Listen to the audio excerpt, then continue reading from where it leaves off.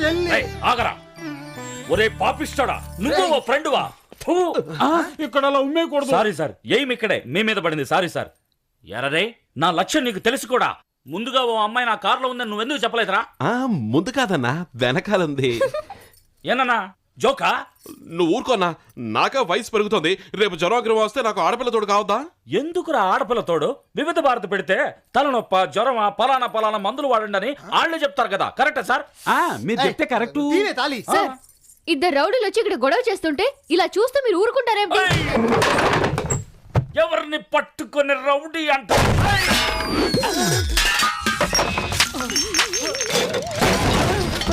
Constable sir sir sir sir sir sir sir sir sir sir సాయంకాలం దాకా ఉంచి నన్ను వదిలేయండి సార్.